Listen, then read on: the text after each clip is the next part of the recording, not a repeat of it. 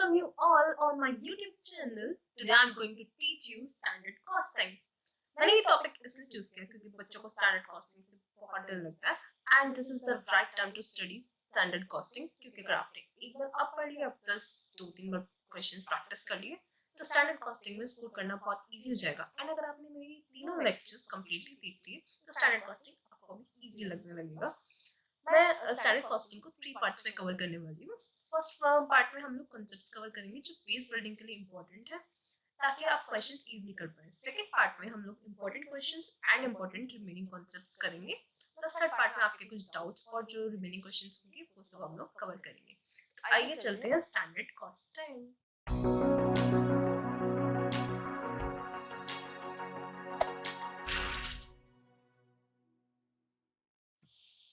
तो standard costing में सबसे पहले मैं आपको बता दूं कि हम लोग क्या क्या टॉपिक्स कवर करने वाले हैं। टॉपिक्स कवर करने के लिए हम लोग ये चार्ट देखते हैं। इसमें हम लोग करने वाले हैं cost variances, sales variances, market size share variances, reconciliation statement, learning curve, investigation, reporting of variances, planning, operational analysis of advance variances.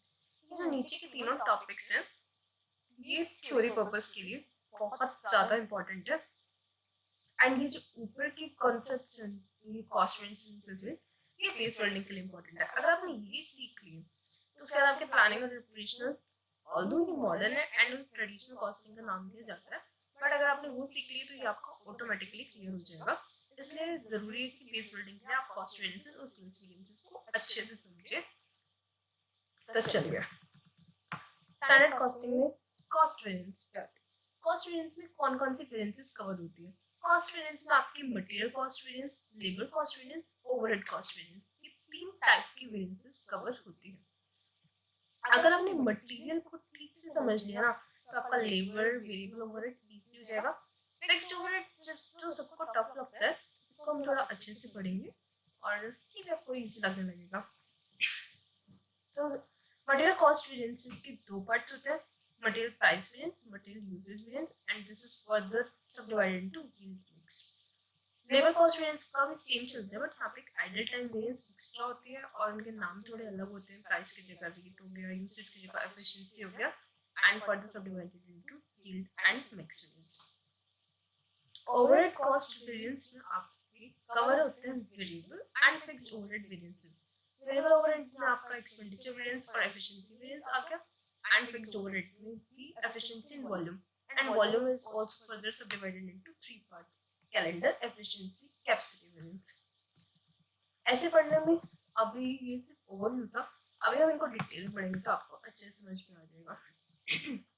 But इसको डिटेल में पढ़ने से पहले आपको बता दूं, हम लोग कोई भी क्वेश्चन करने से पहले जो भी अवेलेबल डेटा होगा उससे एक सोर्स टेबल बनाएंगे। अगर आपकी सोर्स टेबल तैयार हो गई तो आप बिलीव कीजिए कि आपका क्वेश्चन ना 2 मिनट्स का भी नहीं बचेगा। जितनी भी वेरिएंसेस होगी ना अगर आपने सोर्स टेबल अच्छे से बना ली तो आपका क्वेश्चन ऐसे ही सॉल्व। गाइस अब अपना सारा ध्यान सिर्फ सोर्स टेबल पे लगाइए। सोर्स टेबल को समझना बहुत जरूरी है। सोर्स टेबल बनाने के लिए आप एज्यूम कीजिए हमें यहाँ पे 3 कॉलम्स दिए गए हैं, बजटेड, स्टैंडर्ड फॉर एक्चुअल और एक्चुअल। अभी आप सिर्फ बजटेड पे फोकस कीजिए। मान लीजिए आपको क्या बनाना है, आपको हलवा बनाना है। हलवा बनाने के लिए आपको क्या क्या चाहिए, 3 चीजें चाहिए। आपको बेसन चाहिए, आपको चीनी चाहिए और आपको पानी चाहिए। तो आपको कितनी कितनी क्वांटिटी में क्या क्या डालना है वो चीज़ आपको ये बताती है। तो बजटेड यूनिट्स, अगर मुझे 1000 यूनिट्स बनानी है तो मुझे मटेरियल ए बी सी किस किस क्वांटिटी में डालना है, 2000 kg, 3000, 4000, तभी जाके प्रॉपर आपका हलवा बनेगा ना। अगर आप चीनी चीनी बांटेंगे कोई खाएगा नहीं खाएगा, चीनी डाले नहीं, बेसन बेसन डाल दिया तो भी नहीं। तो हर एक चीज़ को बनाने के लिए एक पर्टिकुलर प्रोपोर्शन दिया जाता है जो हमने फिक्स कर दिया कि अगर 1000 यूनिट्स बनेगी तो इतना इतना ही सामान डलना चाहिए। बट हुआ क्या, प्रोडक्शन मैनेजर ने क्या किया, 800 यूनिट ही बनाए। था वही बंदा आलसी, उसने 800 यूनिट बनाए। अब आप क्या करेंगे, उसको डांटोगे, डांट लेना, बट अब 800 यूनिट्स बनाने के लिए उसने ये मटेरियल लगाया है। ये सही लगाया या नहीं लगाया कैसे पता चलेगा, उसके लिए हम एक फ्लेक्सिबल बजट बनाते हैं। तो फ्लेक्सिबल बजट को हमने नाम दिया यहाँ पे स्टैंडर्ड फॉर एक्चुअल का। 800 यूनिट्स बनाने के लिए अब आपको कितना मटेरियल ए, बी और सी किस रेशियो में डालना चाहिए। ये कॉमन सेंस की बात है, सीधी सी बात है। अगर आप 2000 किलो डाल रहे थे 1000 यूनिट्स के लिए, तो 800 यूनिट के लिए कितना डालोगे? तो सिंपली हमने क्या किया, 2000 डिवाइडेड बाई 1000 इंटू 8। यार ये तो मैथ से बचपन से पढ़ते आ रहे हो। तो यहाँ पे हमारा आंसर आया 1600 kg। तो 1600 kg is standard for actual. तो आपने कितना लगा दिया? 1800। डांट तो पड़ेगी, मारनी पड़ेगी, इतना एक्स्ट्रा सामान कैसे लगा दिया? और एक्स्ट्रा सामान लगाया तो लगाया, ये देख रहे हो हमारा स्टैंडर्ड रेट कितना था, 2 रुपीज़ का, आप 2.5 रुपये का लगा के बैठे हैं। तो यहाँ पे भी आपने गलती की। सिमिलरली हम लोग यहाँ पे बी और सी के लिए भी निकाल लेंगे। तो बी का हमने निकाला 2400 एंड एक्चुअल आपका 2500। ओके, समझ में आ रहा है ना मैं क्या बोल रही हूँ आप लोगों को? सिंपल हमने क्या किया, 3 चीज़ें हैं हमारे पास, बजटेड, एक्चुअल और स्टैंडर्ड फॉर एक्चुअल। तो बजटेड थी 1000 के अकॉर्डिंग, तो हमें एक फ्लैक्सिबल बजट बनाना पड़ा 800 यूनिट के अकॉर्डिंग, क्योंकि हमने प्रोड्यूस तो 800 ही किया था। तो उसके अकॉर्डिंग हमने ये फ्लैक्सिबल बजट बनाया। और 2000 kg की जगह अब 800 यूनिट के लिए लगेंगी 1600 kg, 3000 की जगह 800 यूनिट के लिए लगेंगी 2400 kg, और 4000 kg की जगह लगेंगी 3200 kg। अब ये हमारा बजट है, इसको भूल जाओ। अब ये हमारा बजट है, ये हमारा एक्चुअल है, वी विल कंपेयर दिस। ठीक है, अब आ जाओ ये रिवाइज स्टैंडर्ड क्वांटिटी। अब ये किस पर लगा रिवाइज स्टैंडर्ड क्वांटिटी? ये ना आधे बच्चों को भी नहीं पता होता रिवाइज स्टैंडर्ड क्वांटिटी कैसे निकाली जाती है। आज सीख लो इसे ध्यान से, ये बहुत बहुत ज़्यादा इंपॉर्टेंट है। रिवाइज स्टैंडर्ड क्वांटिटी के लिए हमें करना क्या होगा? अब हम उसको सिंपली बस इतना बोलेंगे, यार देख तूने गलती करी तो करी, 800 यूनिट बनाई तो बनाई, बट कम से कम तूने यहाँ पे ये जो 7300 लिया है ना, मतलब टोटल जो तूने सामान यूज किया है, कम से कम उसको सही रेशो में तो बांटता। तो उसकी सही रेशो क्या है? 7300 की सही रेशो थी 1600 डिवाइड बाई 7200। आप चाहो तो इसको 2:3:4 ऐसे भी बांट सकते हो, ये बांट सकते हो। जब हमने फ्लैक्सिबल बजट बनाया तो ऑब्वियस सी बात है ना कि ये 2/9 कर लो, ये 1600 बाई 7200 कर लो, आंसर सेम ही आने वाला है। तो अब आपको इस 7300 को या तो 1600 बाई 7200 में बांट दो, या 2000 डिवाइड बाई 9000 में बांट दो, तो आपकी ये रिवाइज स्टैंडर्ड क्वांटिटी आ जाएगी। रिवाइज स्टैंडर्ड क्वांटिटी हम पता है क्यों निकाल रहे हैं? वो जो याद है आपको, हमने मिक्स वेरिएंस, नहीं याद, यहाँ पे निकाला मिक्स वेरिएंस, यील्ड वेरिएंस, ये निकालना है। अब इसकी कैलकुलेशन के लिए ये काम आएगा आपका रिवाइज स्टैंडर्ड क्वांटिटी। तो चलो हम एक एक करके अब फॉर्मूलाज पे आते हैं, और साथ साथ टेबल से हम लोग वैल्यूज उठाएंगे, सो दैट आपको ये क्लियर हो जाएगा। ऊपर से वैल्यू उठाएंगे और नीचे बस एक बार फॉर्मूला रीड कर लेना। आप चाहो तो उसके बाद आग बंद करना और सारे फॉर्मूलाज एक एक करके ऐसे गो थ्रू करना, मेमोराइज करने की कोशिश करना। आप देखना ऐसे ऐसे निकलेगा आंसर। तो चलिए, material cost variance. Material cost variance में आपका फॉर्मूला क्या होता है? मटेरियल कॉस्ट वेरिएंस में टोटल होता है जितना आपका स्टैंडर्ड था और एक्चुअल था, उन दोनों का कितना डिफरेंस आ रहा है, ये आपका मटेरियल कॉस्ट वेरिएंस बताता है। अब स्टैंडर्ड कॉस्ट हमारी कितनी थी? स्टैंडर्ड कॉस्ट हमारी ये थी, standard rate into standard quantity. Standard rate अब आपका, यार मैंने आपको अभी भी बताया है कि अब इस बजट वाले कॉलम को भूल जाना, क्योंकि यही हमारा बजट है फ्लैक्सिबल बजट के नाम से जो आ रहा है स्टैंडर्ड बजट। तो आप ये उठा लो 1600 इंटू 2, ठीक है, माइनस एक्चुअल 1800 इंटू 2.5। तो ये अब आपकी कॉस्ट वेरिएंस आ जाएगी। यही चीज़ आपको मटेरियल बी और सी के लिए करनी है और फिर टोटल निकालना है। मैंने भी सिर्फ एक का निकाल के दिखाया है क्योंकि समझाना ही है ना, बाकी रिविजनरी वीडियोज हैं। ओके, तो स्टैंडर्ड कॉस्ट में से जब एक्चुअल कॉस्ट माइनस की है तो ये हमारा आ गया 1300 एडवर्स। अब ये जो 1300 एडवर्स आया, आप डायरेक्ट जाके बोल दो मटेरियल वेरिएंस 1300 एडवर्स आया, नंबर नहीं मिलेंगे। नंबर कब मिलेंगे? इंटरप्रिटेशन करने के। क्यों, किसकी वजह से, किस किस को पकड़ूं, कहाँ से डांटूं?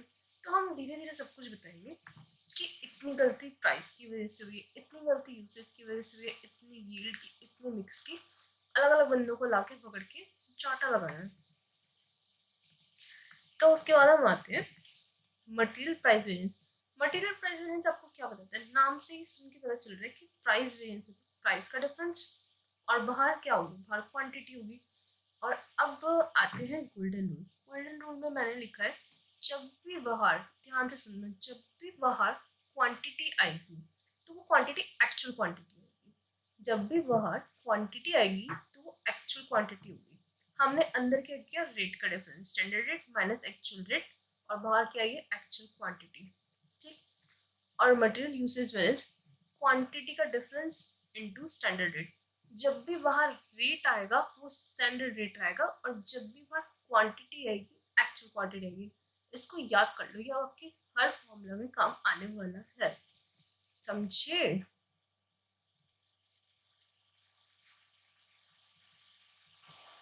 अरे सोच के अरे जल्दी से टेबल में देख के बताओ, प्रिंट आउट से निकाले ना, मैंने डिस्क्रिप्शन में पीडीएफ का लिंक शेयर किया हुआ है, आप उसका पीडीएफ निकालो, चाहे तो फोन में खोलो या फिर प्रिंट आउट निकालो, जैसे भी करो।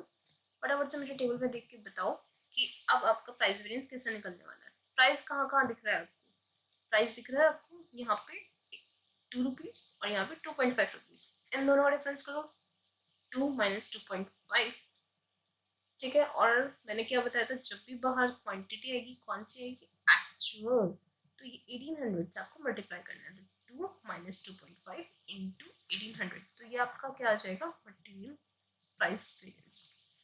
अब मटेरियल यूसेज वेरिएंस निकालना है, नीचे नहीं देखना, जल्दी से ऊपर आओ, टेबल में देख के बताओ कि कैसे निकालेंगे material usage variance. Material usage variance के लिए क्वांटिटी का डिफरेंस यानी कि 1600 माइनस 1800, और जब भी वहाँ रेट आएगा तो वो कौन सा रेट आएगा स्टैंडर्ड रेट, तो आपको 2 से मल्टीप्लाई करना है, तो यानी कि 200 इंटू 2 इज इक्वल टू 400। अब आपको पता चला कि जो आपका 1300 एडवर्स का कॉस्ट वेरिएंस था ना, अब आपने उसको निकाला कि प्राइस 900 और 400, तो कितना परचेज मैनेजर को डांट पड़नी चाहिए और कितना प्रोडक्शन मैनेजर को डांट पड़नी चाहिए, ये आप आपने निकाल लिया, ठीक है। तो दोनों की ही गलती थी, किसी ने प्राइस गलत उठा लिया, किसी ने क्वांटिटी गलत उठा ली, जो भी था हमने बता दिया सब कुछ। अब आते हैं मटेरियल यील्ड वेरिएंस और मटेरियल मिक्स वेरिएंस। इसको ना याद करने का एक सिंपल सा तरीका है, इसको मैंने ऐसे याद किया हुआ है, जैसे पहले यील्ड करो देन मिक्स करो, इट्स एक डायलॉग है, ऐसा होता कुछ नहीं है, पहले यील्ड करो देन मिक्स करो। एक टाइमलाइन बना लो, उसमें यहाँ पे लिखो स्टैंडर्ड क्वांटिटी और इधर लिखो एक्चुअल क्वांटिटी। अगर मैं देखूँ यहाँ पे हमने यूसेज वेरिएंस में क्या किया, standard quantity minus actual quantity into standard rate, ठीक है। अब इसी के बीच में एक RSQ नाम की चीज आ जाएगी, ये RSQ आपका क्या करेगा, ये आपको 2 पार्ट्स में डिवाइड करा देगा, यील्ड और मिक्स वेरिएंस।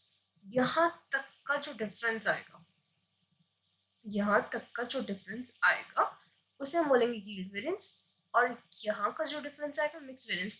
तो ऑब्वियसली बात है ना कि अगर मैं यील्ड और मिक्स को प्लस करूंगी तो मेरा क्या आएगा यूसेज वेरिएंस, समझ में आ रहा है। हाँ, तो standard quantity minus RSQ into standard rate, ये आ गया हमारा यील्ड वेरिएंस, और RSQ minus EQ into standard rate, ये आ गया हमारा मिक्स वेरिएंस। तो यील्ड वेरिएंस को चलो हम टेबल से निकालते हैं। हमने क्या बोला स्टैंडर्ड क्वांटिटी हमारी कितनी है 1600, और RSQ कितना है 16 20 22, इन दोनों का डिफरेंस। और बाहर हमेशा जब भी रेट आएगा स्टैंडर्ड रेट आएगा, तो 1600 माइनस 1622 इंटू 2 और 2400 माइनस 2434 इंटू ₹5। सिमिलरली आप इसका निकालेंगे 3200 माइनस 3244 इंटू 8, तो ये सब आपका क्या निकल कर आएगा, ये सब आपका यील्ड वेरिएंस निकल कर आएगा, जैसे हमने यहाँ पे दिखाया है 1600 माइनस 1622 इंटू 2, तो 44 एडवर्स आपका यील्ड वेरिएंस आ गया। बचा के मटेरियल मिक्स वेरिएंस, अगर वैसे ये तो हम समझा रहे हैं, बट अगर आपको यूसेज दिया है यील्ड दिया है तो आप इन दोनों के डिफरेंस से भी इसको निकाल सकते हैं, सिंपली 400 माइनस 44 356। बट अभी आपको समझना है तो आप पूरा स्टेप वाइज ही चलिए। तो यहाँ तक का डिफरेंस तो यील्ड वेरिएंस हो गया, अब बचा यहाँ का डिफरेंस, यहाँ का डिफरेंस आपका क्या होगा मिक्स वेरिएंस।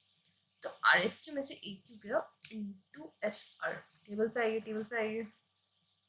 टेबल पे देखिए RSQ का है ये रहा, तो 1622 माइनस 1800 इंटू रेट कौन सा लेंगे, ये no no no no no always standard for actual, तो ये होगा 2 रुपीज, जैसे हमने यहाँ क्या 1622 माइनस 1800 2 तो 356। अब आप ध्यान से देखो, इसको आप क्रॉस वेरिफिकेशन की तरह भी यूज कर सकते हैं, इन दोनों को प्लस ऑलवेज ये इक्वल आना ही चाहिए, अगर नहीं आ रहा है तो वापस जाइए चेक कीजिए आपने डेफिनेटली कोई मिस्टेक की है, बिकॉज ये दोनों का प्लस हमेशा इसके डबल होगा ही होगा। भाई डेरिवेशन है ना, इसी से तो बना है इसका फॉर्मूला। अब आते हैं लेबर वेरिएंसेस पे। वैसे तो अगर आपने मटेरियल वेरिएंसेस को ध्यान से समझ लिया ना, आपको लेबर और वेरिएबल ओवरहेड कोई भी वेरिएंस समझने की जरूरत नहीं पड़ेगी। Sales variance just opposite.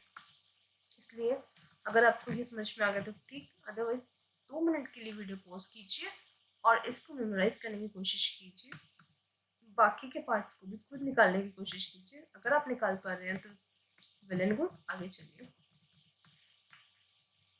अब आते हैं हम लेबर वेरिएंसेस में। मैंने आपको बताया था लेबर वेरिएंसेस कितने टाइप की होती है, 3 टाइप की होती है, लेबर रेट, लेबर एफिशिएंसी और आइडल टाइम वेरिएंसेस। पता है यहाँ पे ना एक छोटा सा डिफरेंस होता है जो जनरली लोग अवॉइड कर देते हैं या फिर उनको पता ही नहीं चल पाता। यहाँ पे ना एक्चुअल आर स्पीड और एक्चुअल आर्स वर्क, इन दोनों में एक डिफरेंस होता है जिसका नाम होता है आइडल टाइम। यहाँ एच पे लिखा है h p stand for actual hours speed और ई एच डब्ल्यू stand for actual hours work. और इन दोनों का डिफरेंस ही हमारा आइडल टाइम होता है। तो सिंपली रेट वेरिएंस जैसे हमने ऊपर पढ़ा था, रेट का डिफरेंस इनटू में एक्चुअल। सिर्फ यहाँ पे एक तो आपका टोटल में और आपका रेट में, यहाँ पे आपका एक्चुअल आवर्स पेड यूज होता है, और बाकी जगह जहाँ भी आएगा एक्चुअल आवर्स वहाँ पे आपका एक्चुअल आवर वर्क यूज होगा। इस चीज़ को प्लीज़ ध्यान रखिएगा। वैसे तो इंस्टीट्यूट ये टेस्ट नहीं कर रहा है, बट ये कभी भी कर सकता है, और अगर ये गलत हुआ तो ये सोचो ना, वैसे तो प्रैक्टिकल के नंबर ही कितने होते हैं, ठीक है, 2 नंबर का प्रैक्टिकल होगा, 8 नंबर की थ्योरी की। आजकल थ्योरी भी ज़्यादा फोकस कर रहे हैं, बट लेट सपोज अगर आपने प्रैक्टिकल ही गलत कर दिया, इंटरप्रिटेशन में क्या करोगे, वो भी सारा गलत हो जाएगा। तो प्रैक्टिकल ठीक होना बहुत बहुत इंपॉर्टेंट है। छोटी छोटी सी चीज़ें हैं जो आपको गलती करा सकती है, तो प्लीज़ इसको ध्यान रखिएगा। अब आपका आता है idle time variance. Idle time into standard rate. Idle time मैंने आपको बताया ये एक्चुअल स्पीड और वर्क का जो डिफरेंस होता है। ये सीधी सी बात है ना, ऑफिस जा रहे हैं आप, ऑफिस जाके आप 9 घंटे काम करके आते हैं और 9 घंटे में से 4 घंटे लाइट चली गई, तो आप क्या बोलोगे, पैसे काट लो मेरे। कैसे, पूरे 9 घंटे के पैसे लोगे ना आप, तो वो जो 9 घंटे के आप पैसे ले रहे हो प्लस माइनस हमने क्या किया, हमने काम तो किया था सिर्फ 3 घंटे, तो जितना भी घंटे काम किया आपने, बाकी के टाइम में लाइट गई थी ना, तो जो लाइट गई हुई टाइम तो वो आइडल टाइम है, आपको पैसे मिले 9 घंटे के। तो अब आपको समझ में आ रहा है ना। उसके बाद आता है आपका डायरेक्ट लेबर एफिशिएंसी वेरिएंस। काम आपका होना चाहिए था 3 घंटे में, आप 2 घंटे में करके बैठे हो। भाई क्या बात है, बड़े बड़े बंदे हो, एफिशिएंट बंदे हो। तो बस ये एफिशिएंसी वेरिएंस हमारा यही बताता है कि स्टैंडर्ड आप किसी काम को करने में कितना टाइम लगना चाहिए था और आपने कितना टाइम लगाया एक्चुअल आवर्स वर्क, और दोनों का डिफरेंस इनटू स्टैंडर्ड रेट। तो आपका आता है डायरेक्ट लेबर एफिशिएंसी वेरिएंस। समझ में आया बच्चों। अब देखिए आपकी जो आपको डायरेक्ट लेबर एफिशिएंसी वेरिएंस दिख रहा है ना, इसके भी फिर से 2 पार्ट्स हैं, वही जैसे हमने मटेरियल वेरिएंस में पढ़ा था, यील्ड वेरिएंस, मिक्स वेरिएंस। अब इनका ऑल्टरनेट नेम भी है। अब देखो ना, आपको तो घर का नाम कुछ भी हो सकता है, गोलू, चिंटू, बट बाहर तो अच्छा सा नाम लेके चलते हैं। तो इसी तरह से इनके भी दो नाम है, यील्ड वेरिएंस, सब efficiency variance, mix variance, gang variance.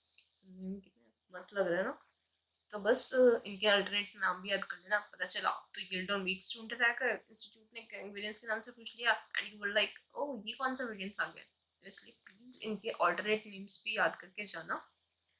अब आपको यील्ड वेरिएंस का वही, आपने एक RSH बनाया, यहाँ पे रिवाइज स्टैंडर्ड आर्ट्स हो गया, वहाँ पे क्वांटिटी था, तो स्टैंडर्ड आर्ट्स और रिवाइज स्टैंडर्ड आर्ट्स का जो डिफरेंस होगा उसको स्टैंडर्ड रेट से मल्टीप्लाई करो, और actual standard art minus actual arts work का डिफरेंस होगा उसको स्टैंडर्ड रेट से मल्टीप्लाई करो। यार मैंने दोबारा सोचती हुई इसलिए बनाई है क्योंकि वो टाइम वेस्ट होता, ये बिल्कुल आपका जो मटेरियल बैलेंस है ना उसी को रिफ्लेक्ट कर रहा है और एकदम सेम है, तो ये आपका इजीली हो जाएगा। बाकी हम लोग क्वेश्चंस तो करेंगे ना, नेक्स्ट वीडियो में हम लोग क्वेश्चंस प्रैक्टिस करेंगे। अगर फिर भी कोई डाउट आता है तो आप मुझे बता दीजिएगा, हम लोग इसको भी एग्जाम्पल्स के साथ कर लेंगे। ओके। एंड वेरिएबल ओवरहेड तो बिल्कुल ईजी है, एकदम ईजी है। आई रिक्वेस्ट यू ऑल कि आप एक बार उसको ट्राई कीजिए, अगर नहीं होता है तो मैं उसको अपनी नेक्स्ट वीडियो में इनकॉर्पोरेट कर लूँगी। आप मुझे कमेंट बॉक्स में कमेंट करके बताइएगा। और ये क्या, आपको वीडियो अच्छी लग रही है ना, लाइक तो कर दो। चलो चलो चलो जल्दी लाइक करो, फिर आगे चलते हैं। आगे हमारे फिक्स्ड ओवरहेड वेरिएंस में, और अगर अभी भी अच्छी नहीं लगी तो अब तो डेफिनेटली अच्छी लगने वाली है फिक्स्ड ओवरहेड वेरिएंसेस के बाद। तो फिक्स्ड ओवरहेड वेरिएंसेस में हम लोगों ने फिर से एक सोर्स टेबल बनाई है, इसको समझने के लिए ज़रूरी है। देखो आपको भी पता है कि फिक्स्ड ओवरहेड क्या होते हैं, जो आपकी प्रोडक्शन के साथ चेंज नहीं होते। Like today you are producing 1000 unit, तब भी आपको इतना ही लगने वाला है। If you are producing 800 unit, तो भी आपको इतना ही लगने वाला है। फॉर एग्जाम्पल, अगर आप क्लासेस दे रहे हैं, सपोज मैं क्लासेस देने के लिए मैंने रूम रेंट पे लिया, अगर मैं रूम रेंट पे ले रही हूँ, उसका 25 लाख का रेंट है, तो चाहे मैं 3 घंटे क्लासेस दूँ तो भी मुझे 25 लाख रुपीज मंथ का देना ही पड़ेगा। और अगर मैं 1 घंटा क्लास लेके घर चली जाती हूँ तो भी मुझे इतना रेंट देना पड़ेगा। तो इट्स ऑल अबाउट फिक्स, जो मेरी प्रोडक्शन के साथ चेंज नहीं हो रहा है। फिक्स्ड ओवरहेड वेरिएंसेस के लिए ना 3 टाइप के मैनेजर्स को डांट पड़ती है। पहला हमारा जो फिक्स्ड ओवरहेड का एक्सपेंस मैनेजर है, एंड दूसरा हमारा जो प्रोडक्शन देख रहा है प्रोडक्शन मैनेजर, एंड तीसरा आता है लेबर मैनेजमेंट। तो वन बाय वन तीनों को डिस्कस करेंगे। सबसे पहले मैंने सोर्स टेबल में यहाँ पे मेंशन किया हुआ है बजट और एक्चुअल। लेट्स सपोज आपने 25 लाख का बजट किया था और आपने 21 लाख ही स्पेंड किया, तो ये तो अच्छा है ना। तो एक्सपेंस मैनेजर को शाबाशी मिलनी चाहिए। और प्रोडक्शन मैनेजर का क्या किया, उसने 70,000 यूनिट हमने बनाने का बजट किया था और वो 85,000 यूनिट प्रोड्यूस कर रहा है, इसको भी शाबाशी मिलनी चाहिए ना। आर्स, अब जितने घंटे लगने चाहिए थे, अब 70,000 बनाने में 25,000 आवर्स लगने चाहिए थे, और इसने 85,000 यूनिट्स बनाने में 30,000 आवर्स लगाए हैं। तो ये हमें देखना पड़ेगा कि इसको शाबाशी देनी है या डांट लगानी है। चलिए, जब भी आप फिक्स्ड ओवरहेड वेरिएंसेस निकालेंगे ना, तो इसके लिए 3 इंपॉर्टेंट चीजें होती है। Recovery rate per unit, recovery rate per hour और आवर्स पर यूनिट। आपको ये तीनों कैलकुलेट करके रखनी है अपने पास, तो आपका क्वेश्चन इजी हो जाएगा, आगे फॉर्मूलेज में काम आएगी। तो मैं आपको एक बार बता देती हूँ ये कैसे कैलकुलेट करते हैं। रिकवरी रेट पर यूनिट निकालने के लिए ये जो हमने फिक्स्ड ओवरहेड निकाला है ना बजट का, इसको डिवाइड करना है हमें बजटेड यूनिट से।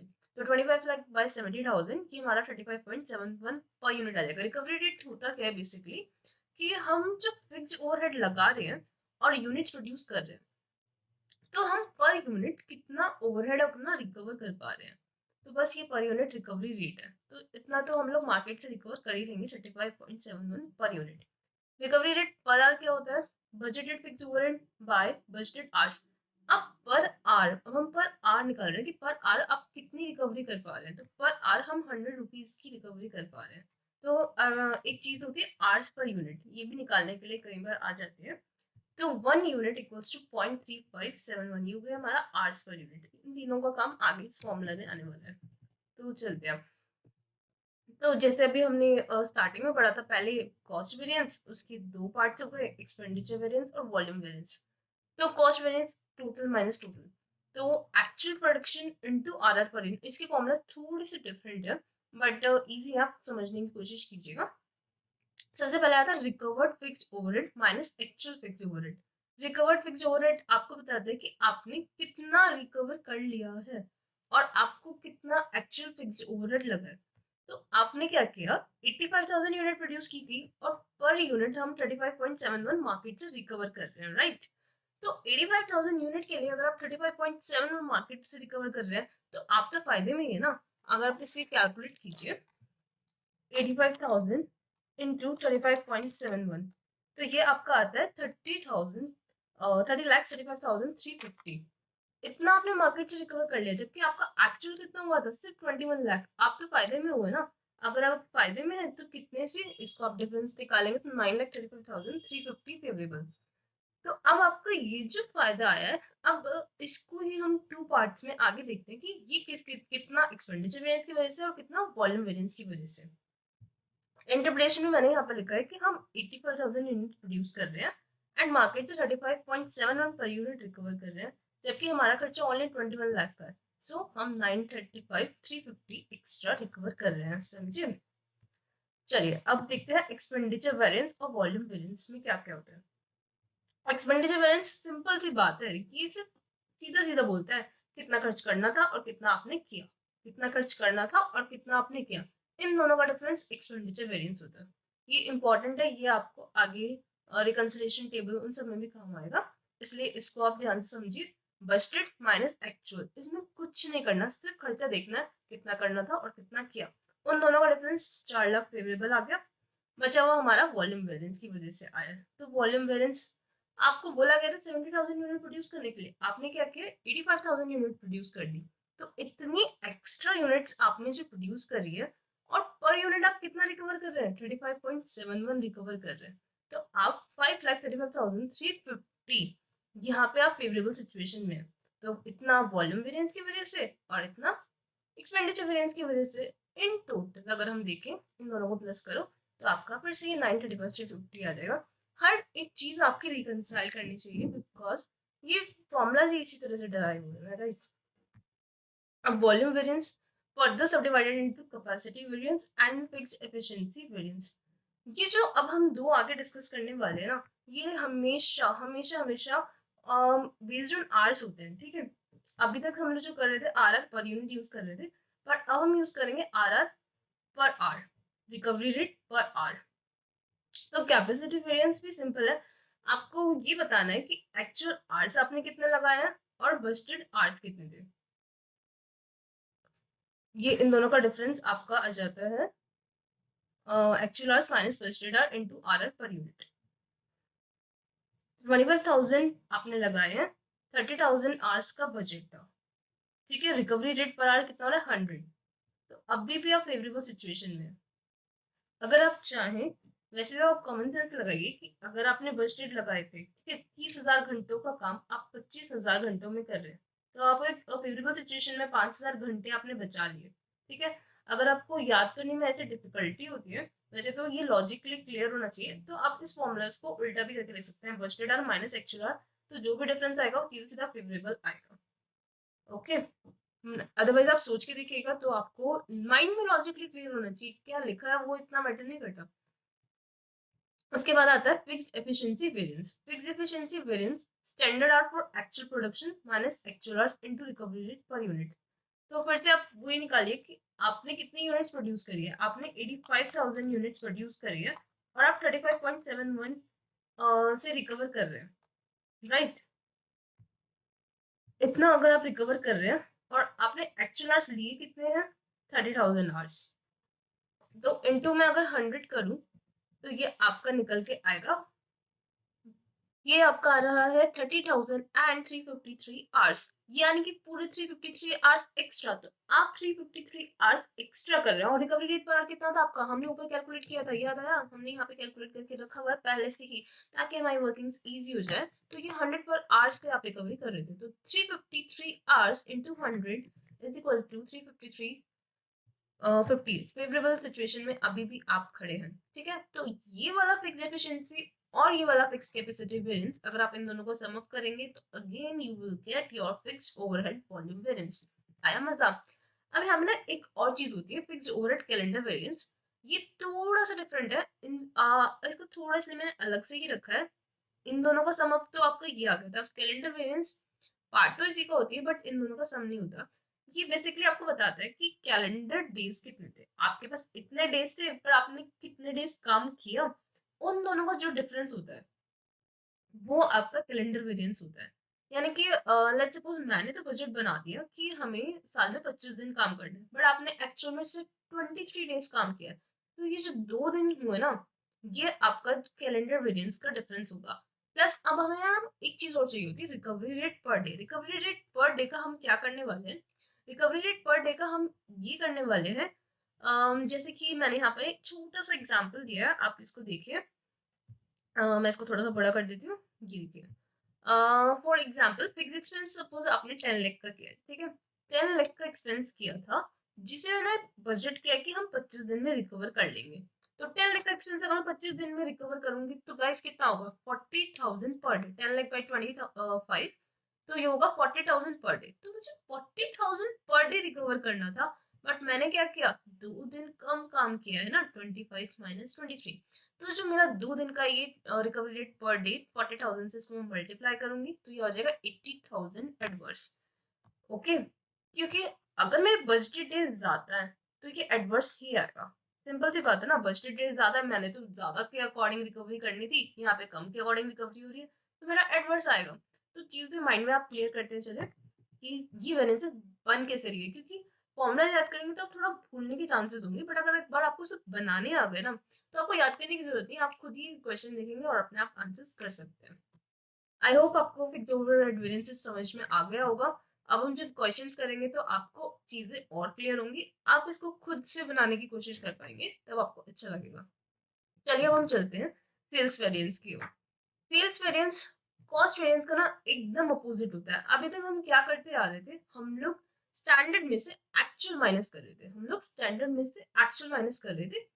अब हम बिल्कुल अपोजिट करेंगे, क्योंकि एक्चुअल में से अगर मैं स्टैंडर्ड माइनस करूंगी तो ये मेरी फेवरेबल सिचुएशन होगी ना। लेट्स सपोज अभी तक मैं क्या सोच रही थी कि मैंने अगर 10 रुपए खर्च करने थे, बजट मेरा 10 रुपए खर्च करने का था, और मैंने एक्चुअल में 8 रुपए खर्च किया, तो ऑब्वियसली बात है ना, 10 - 8 2, तभी फेवरेबल सिचुएशन थी।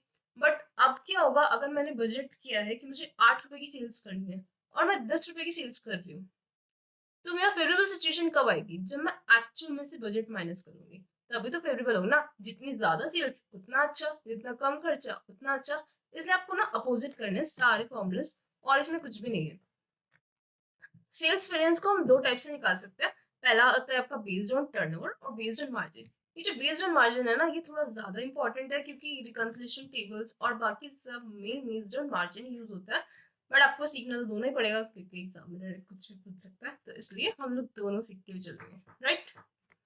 तो जल्दी जल्दी बताइए, अब सेल्स टर्नओवर वेरिएंस कैसे निकालेंगे। Turnover variance overall total, total यानी कि total actual minus total budgeted, तो actual into actual minus budgeted into budgeted, actual quantity into actual rate minus budgeted quantity into budgeted rate. तो ये आपका आ जाएगा सेल्स टर्नओवर वेरिएंस। अब sales turnover variance दो चीजों से मिलकर बनेगा, फिर से वही प्राइस वॉल्यूम, जैसे हमने मटेरियल में किया था, प्राइस और यूसेज सेम, प्राइस और वॉल्यूम, इन दोनों को आप सम अप करेंगे तो फिर से आपका सेल्स टर्नओवर वेरिएंस बन जाएगा। इसके दो पार्ट्स बना दिए, रेट का difference, actual rate minus budgeted rate. मैंने बोला ना, अब सब एक्चुअल में से बजटेड माइनस करेंगे, राइट। तो रेट का डिफरेंस, और याद है आपको गोल्डन रूल जो मैंने बताया था, जब भी बार क्वांटिटी आएगी तो वो एक्चुअल क्वांटिटी ही आएगी। तो एक सेम यहाँ पे हमने रेट का डिफरेंस किया और एक्चुअल क्वांटिटी की। उसके बाद आता है sales turnover volume variance, quantity का डिफरेंस इनटू जब भी बार रेट आएगा कौन सा आएगा, बजटेड रेट आएगा, राइट। स्टैंडर्ड रेट भी आप बोल सकते हैं। तो ये बन गया आपका सेल्स टर्नओवर वॉल्यूम वेरिएंस। उसके बाद आते हैं आगे, sales turnover mix variance, sales turnover yield variance.